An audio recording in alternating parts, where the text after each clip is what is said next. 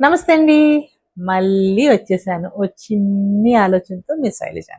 ఎలా ఉన్నారు? అందరూ బాగున్నారనుకుంటూ, అందరూ బాగుండాలని కోరుకుంటూ మొదలుపెడుతున్నాను. ఒక కథ చెప్తానికొచ్చాను. హిరణ్యకశిపుని కథ. హిరణ్యకశిపుడు అంటే తెలుసు అందరికీ. నేనేమి కొత్తగా చెప్పేదేమీ లేదు. తెలియనోళ్ళకి కొంచెం కాస్త ఓ కోసంత తెలుస్తది కదా! అందుకని. సో, హిరణ్యకశిపుడు ఎవరైనా కానీ మనుషులు కానీ రాక్షసులు కానీ అంటే వాళ్ళు కూడా జీవులే. మంచి చెడు అనేది ఉండదు. ఇట్ డిపెండ్స్ ఆన్ వాళ్ళ ఏమంటారు మంచితనం చెడుతనం అనేది ఒక సిచ్యువేషన్లో వాళ్ళు చేసేదాన్ని బట్టి ఉంటుంది. అండ్ ఆ సిచ్యువేషన్లో వాళ్ళని అర్థం చేసుకునే దాన్ని బట్టి ఉంటుంది. సో మంచి చెడు అనేది ఇస్ జస్ట్ దట్ జడ్జ్మెంట్ అనుకోవచ్చు మనం. How people judge them. So ఇవన్నీ కాదు కానీ పాయింట్కి వస్తాను. ఏమిటి అంటే హిరణ్యకశిపుడు మంచి రాజు, రాక్షస రాజు. సో మనిషికి కానీ రాక్షసు కానీ ఎవరికైనా ఏ జీవికైనా కొంచెం ఒక స్టేజ్ మనం అనుకున్న దానికంటే కొంచెం ఎత్తులోకి వెళ్ళామనుకోండి, ఆశ అనేది పెరుగుద్ది. ఆ ఆశ అనే ఒక్కటి ఉండటానికి ఎంత బుడ్డి మాట కానీ అసలు చాలా రాసేస్తుంది అనమాట. బుక్స్ ఎన్ని బుక్లైనా రాసేయగలదా ఆ చిన్న 2 అక్షరాలకి. సో ఆ ఆశ అనేది ఒకటి కలిగింది దానికి. సో ఆశ ఏమిటి అంటే, నేను ఇంత బాగా పేరు ప్రఖ్యాతలు తెచ్చుకున్నాను కదా, I became so famous and I have earn them. నా సొంత కష్టంతో, నా సొంత శ్రమతో నేను ఇంత ఎదిగాను. సో నేను బాగానే ఇచ్చేస్తున్నాను, బాగానే అందరినీ చూసుకుంటున్నాను, అన్నీ బాగా చేసుకుంటున్నాను. సో కొంచెం లెవెలప్ చేసుకోవాలి. సో దానికి ఎవరు నాకు ఆ బూన్స్ కావాలి, ఏమంటారు కనికరించాలి, ప్రసాదించాలి, ఆ విషెస్ గ్రాంట్ చేయాలి. సో ఎవరు చేయాలి? ఎంత రాక్షస రాజు అయినా కూడా దేవుళ్ళే వాళ్ళకి ఇవ్వాలి. సో అందుకని కూర్చుండిపోయారట. కూర్చొని తపస్సు చేసేసారనమాట. బాగా చేశారు. అంటే తపస్సు అంటే ఇప్పుడు మనలాగా మన లైఫ్ స్పాను 65, 70, 80, 90 అక్కడ దాకా కాదు కదా. వాళ్ళు కొన్ని థౌజండ్స్ దాకా వెళ్ళిపోయిన వాళ్ళు.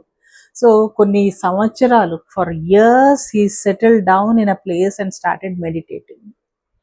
సో ఎవరిని అంటే సృష్టికర్తని, బ్రహ్మని. సో బ్రహ్మని కోసం, బ్రహ్మ కటాక్షం పొందుతానికి, ఆయన్ని ప్లీజ్ చేస్తానికి ఈయన మెడిటేషన్ స్టార్ట్ చేశారు. హిరణ్యకశిపుడు మెడిటేషన్ స్టార్ట్ చేశారు.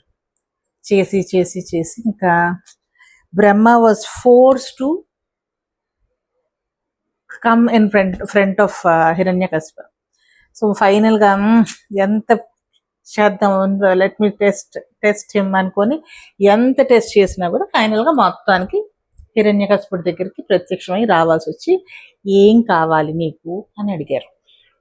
అయితే భలే గమ్మత్తుగా చాలా తెలివిగా అడిగారనమాట. ఏమిటి? నేను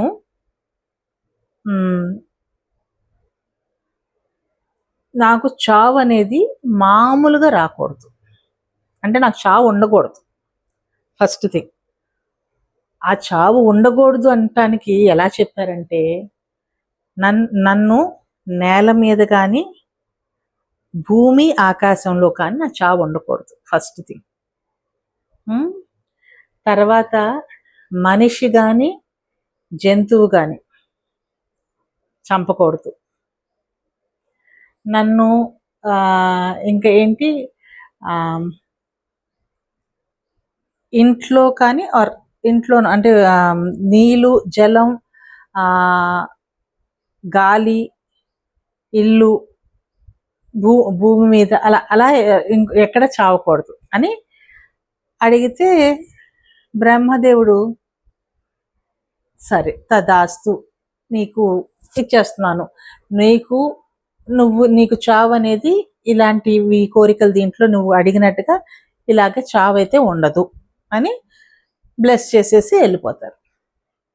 సో ఈయనకి ఏమవుతుంది అంటే హిరణ్యకశిపుడికి ఇదంతా అయిపోయిన తర్వాత ఒకలాంటి అని కొంచెం వెళ్ళిపోతాయి అన్నమాట, కళ్ళు కిరీటం పైకి వెళ్ళిపోతాయి అన్నమాట.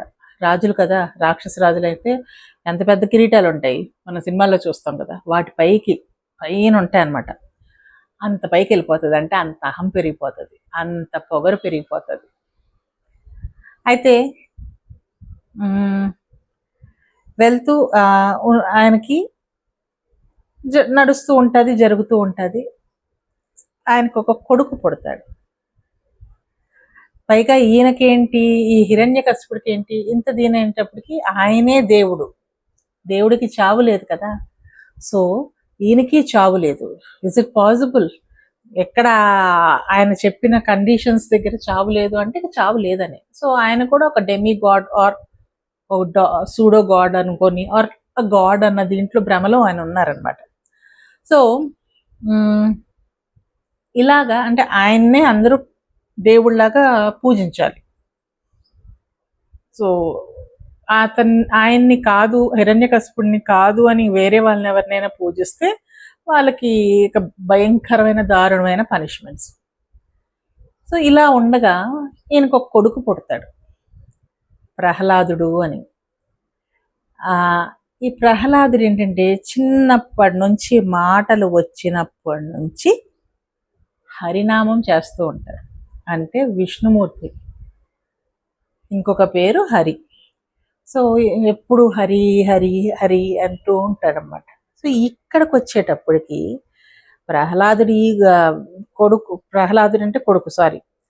ప్రహ్లాదుడు హరినామం చేస్తుంటే తండ్రి అయిన హిరణ్యకశిపుడికి చాలా ఎర్రెక్కొస్తుంది అనమాట, చాలా చికాకు వస్తుంది. He will lose his patience to such a extent that కొడుకైనా కూడా దేవుడి పేరు తీసుకుంటున్నాడు, దేవుణ్ణి తలుచుకుంటున్నాడు, ఆయన్ని తలుచుకోకుండా ఆయన తండ్రి అయిన who is assumed and people, ఆ రాజ్యంలో ఉండే వాళ్ళందరూ ఈయనే దేవుడు అని భావిస్తుంటే కొడుకు మాత్రం ఒప్పుకోకుండా విష్ణుమూర్తిని తలుచుకుంటూ ఉంటాడు అని చాలా కోపం వచ్చి ఇంకా రకరకాలుగా చంపిస్తాని ట్రై చేస్తూ ఉంటాడు. కొడుకైనా కూడా కనికరం లేదనమాట. తప్పు, అకార్డింగ్ టు హిమ్ తప్పు చేస్తున్నాడు కాబట్టి తప్పుకి కార్పొరల్ పనిష్మెంట్స్ అంటారే, దాంట్లో ఒక డిగ్రీ ఆర్ 3rd డిగ్రీ అనుకోండి ఇవన్నీ, అలాంటి పనిష్మెంట్స్. సో ఏనుగులతో చంపిస్తానని ట్రై చేస్తారు, కొండ మీద నుంచి పాడేస్తారు, ఇవన్నీ అలా రకరకాలుగా ట్రై చేస్తారు. కానీ ఎంత చేసినా కొడుకు అన్న ఇది కూడా లేదు. అంటే బాధ ఉంటుంది, నా కొడుకు ఒక్కసారి నన్ను నువ్వే దేవుడివి అని అంటే బాగుంటుంది అని కూడా బ్రతిలాడతాడు అను అని. అయినా కూడా కొడుకు వెండు అనమాట, ప్రహ్లాదుడు వెండు. సో పనిష్ చేస్తున్న సేపు ఈయనకి భలే చుబుక్ అంటూ ఉంటుంది, బాధ అనిపిస్తూ ఉంటుంది. బట్ స్టిల్ ఏదైనా తప్పు చేస్తుంటే యాజ్ అ కింగ్ ఆయనకి కొన్ని రూల్స్ ఉంటాయి. సో అవి ఫాలో అవుతూ ఉన్నారు. అయితే ఒకరోజు ఎంత చెప్పినా వినరనమాట, ఎంత బ్రతిమలాడినా ప్రహ్లాదుడు వినడనమాట. ఇంకా హిరణ్యకశిపుడు ఇలా కాదు అని ఒకరోజు ఆయన చెల్లైన హోలికని పిలిచి ఇలా చేస్తున్నాడు, నాకు ఇది నచ్చట్లేదు, ఎంత చెప్పినా హరినామమే తీసుకుంటున్నాడు, విష్ణుమూర్తి పేరే జపిస్తున్నాడు, నాకు నచ్చట్లేదు, నా ఈగో హర్ట్ అయిపోతుంది, I should somehow make him stop that. ఎంత ట్రై చేసినా అవ్వలేదు. సో ఇంకా ఫైనల్గా అంటే చచ్చిపోయినా పర్వాలేదు, but I should not here. నా కొడుకు నా పేరు కాకుండా వేరే దేవుడి పేరు తీస్తాం ఏంటి నేనే తీసుకోలేకపోతున్నాను అని చెల్లికి చెప్తే చెల్లి తోబుట్టు అర్థం చేసుకుంటుంది. చేసుకొని సరే అని అయితే ఓ పని చేద్దాము,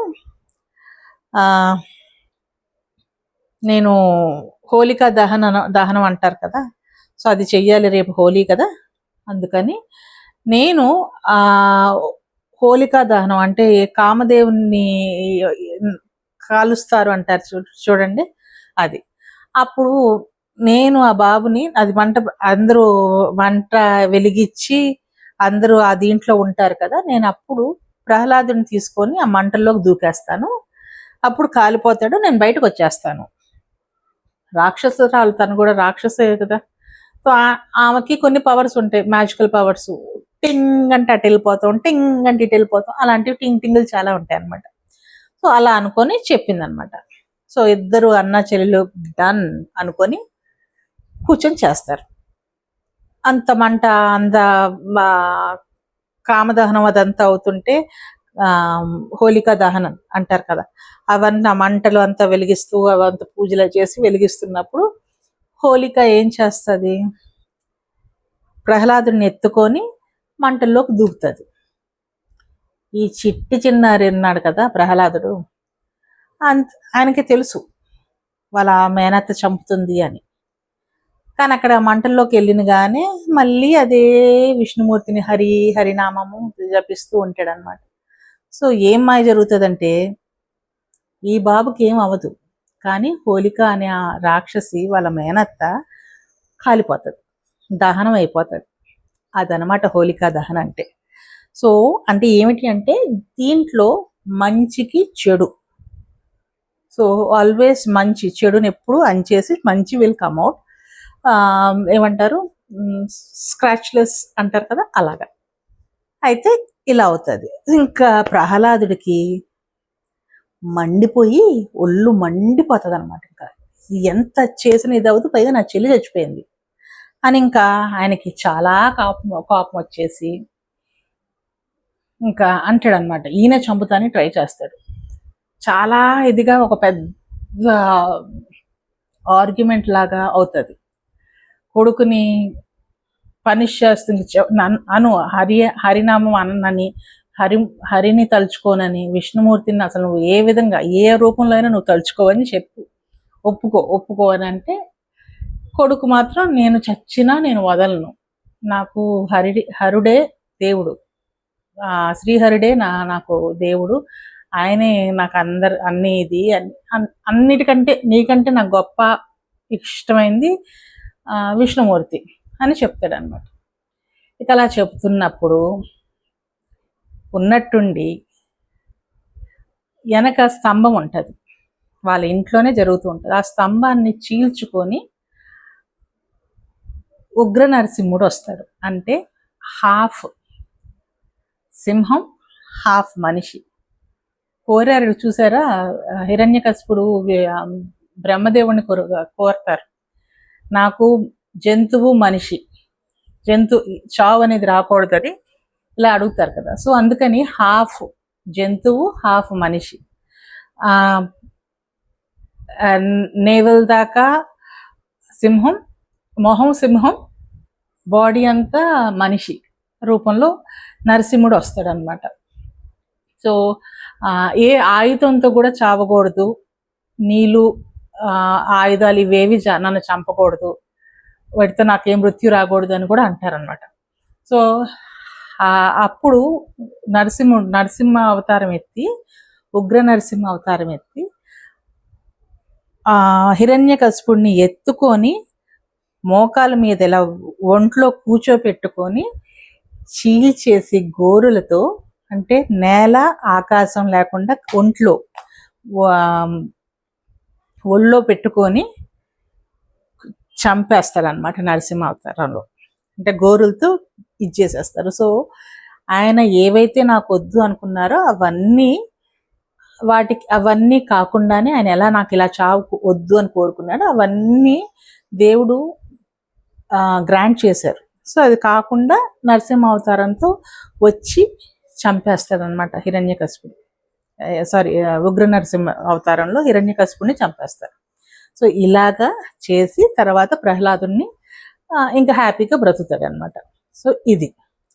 సో ఇది ఎందుకు చెబుతున్నాను అంటే ఇదనమాట సంగతి.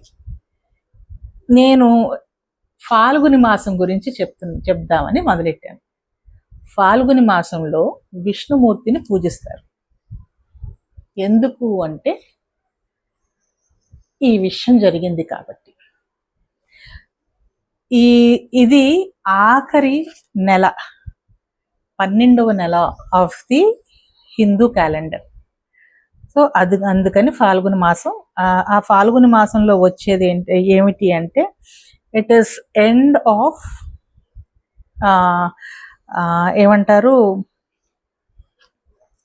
Are you can say end కన్నా బిగినింగ్ ఇన్ మెనీ వేస్ అన్నమాట. సో దీనికి హోలీ అనే పండుగ ఆ టైంలో జరుగుతుంది. సో హోలీ పండుగ ఎందుకు జరుగుతుంది అంటే ఇందుకు. వేరే వేరే వర్షన్స్ చాలా ఉన్నాయి, కానీ ఇది కూడా ఒక వర్షన్. అందుకనే చెడుని మంచి గెలుస్తుంది అని చెబుతానికి ఈ నెలకి ఉన్న ప్రామినెన్స్ అన్నమాట. అందుకనే విష్ణుమూర్తిని పూజించాలి. ఇంకా ఏమిటంటే దీంట్లో ఎంత విష్ణుమూర్తిని తలుచుకుంటే అంత మంచిది అని అంటారు. అండ్ ఈ స్టోరీ వల్ల తెలిసేది ఏమిటి అంటే మనం ఎంత మనలో ఏవైనా చెడు క్వాలిటీస్ ఉంటే వాటిల్ని మనం ఓవర్కమ్ చేసుకుంటే మంచిది. చేసుకుంటే మనవి మిస్టేక్స్ ఏమున్నా వాటిని కరెక్ట్ చేసుకొని మళ్ళీ ఫ్రెష్గా మనం స్టార్ట్ చేస్తే this will be a new beginning. ఎందుకంటే తెలుగు క్యాలెండర్, హిందూ క్యాలెండర్ ప్రకారం, మన ఇండియన్ క్యాలెండర్ ప్రకారం ఏమిటి అంటే సంవత్సరం ఎండ్ అయిపోతుంది. సో సంవత్సరం ఎండ్కి వస్తుంది ఈ ఫాల్గున్ మాసంలో. తర్వాత ఫ్రెష్గా కొత్త సంవత్సరం మొదలవుతుంది. So to start everything in a fresh new way we have to assess our self. మనల్ని మనం ఏం చేసాం, ఎక్కడ మనం తప్పు జరిగింది, ఎక్కడ మనం ఏం చేసాము, ఏమి మనం కరెక్ట్ చేసుకోవాలి, ఏమి వదిలేసుకోవాలి, ఏవి తెలుసుకోవాలి, ఏది నేర్చుకోవాలి. ఇవన్నీ అంటే మనిషిలో చెడే కాదు, చాలా నేర్చుకునేవి కూడా ఉంటాయి. ఇట్ ఈస్ ఈ ఇయర్ మొత్తం ఎక్కడ మనం తప్పు చేసాము, where we went wrong, what we should have done, ఏమి చేసి ఉండాల్సింది, ఎందుకు ఇది బ్యాక్ ఫైర్ అయింది, ఇలాగా బోల్డ్ అని బుర్రలో వస్తాయి. సో వీటిని అన్నిటిని మనం కూర్చొని కామ్గా మనతో మనం టైం స్పెండ్ చేసుకొని ఎక్కడ ఏమి కరెక్షన్స్ చేసుకోవాలి, ఏవి ఆపేసుకోవాలి, ఏవి పెంచుకోవాలి, ఏవి తగ్గించుకోవాలి, ఏవి నేర్చుకోవాలి, ఇలాగా సెల్ఫ్ అసెస్మెంట్ చేసుకునే టైం అన్నమాట. To start fresh with the coming మాసాస్ ఆర్ మంత్స్ ఆఫ్ ది మన ఏమంటారు ఇయర్లో, మన హిందూ ఇయర్లో ఏవైతే కొత్తగా ఇయర్ స్టార్ట్ అవుతుందో, like how we have resolutions for new year. So this is what it is. So ఈ మంత్, ఈ ఫాల్గుని మాసం అయిపోయేటప్పటికి వీ షుడ్ కొంచెం మనల్ని మనం ఒకసారి we have to look in to our selves చేసుకొని చేస్తే కొత్త బిగినింగ్ ఉంటుంది విత్ ఫ్రెష్ స్టార్ట్ అని అంటారనమాట. దట్ ఈస్ అబౌట్ ఫాల్గుని మాసం.